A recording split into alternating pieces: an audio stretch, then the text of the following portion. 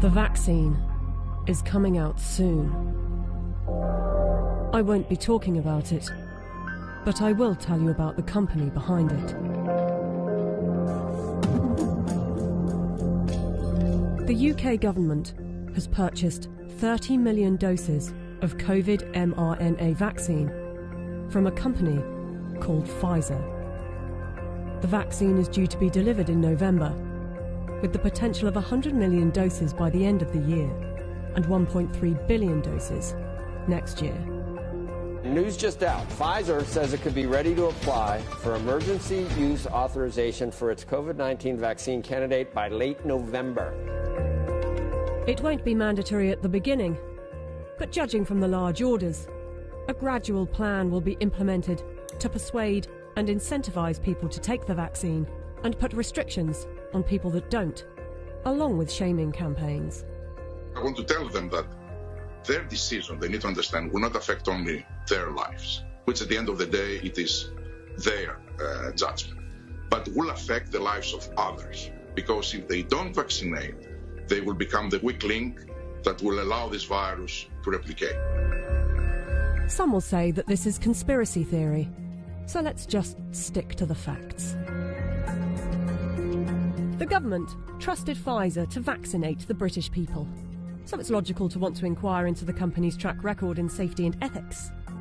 After all, they must be trustworthy in fighting for humanity, right?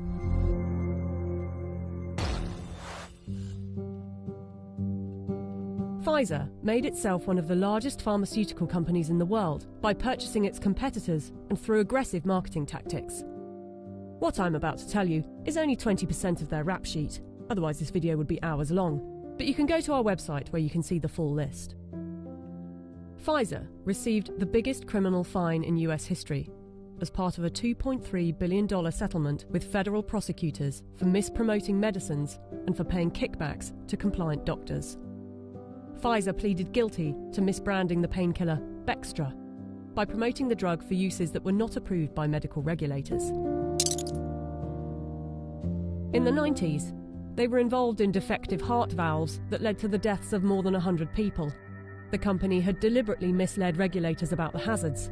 The company agreed to pay $10.75 million to settle Justice Department charges. Pfizer also had a class action suit with a $60 million settlement over Resolin, diabetes medication, that resulted in patients dying from acute liver failure, said to be caused by the drug. In the UK, they have been fined nearly £90 million by the UK's competition watchdog for unfair pricing to the NHS after hiking up the cost of an anti-epilepsy drug by 2,500%, charging the taxpayer an extra £48 million than the actual price, which is $2 million per year. Buying competitors and mis-selling drugs weren't the only factors in making them the giant of a company they are. Their special relations with doctors and medical professionals has also helped.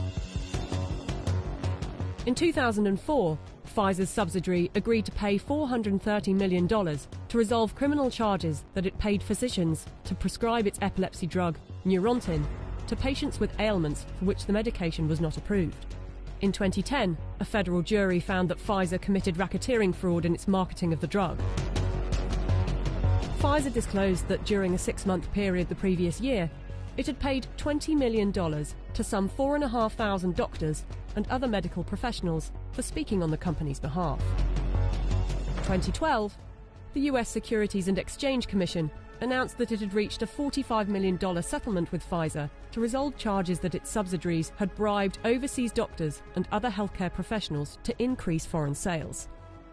But some of you might say they are a business and they don't get to make billions a year by not being competitive. They're still trying to help humanity. Pfizer was sued in a US federal court by Nigerian families who accused the company of testing a dangerous new antibiotic called Trovan on children without parents' consent and using their children as human guinea pigs. A panel of medical experts concluded that Pfizer had violated international law, and the company agreed to pay $75 million to settle the lawsuits in Nigerian courts.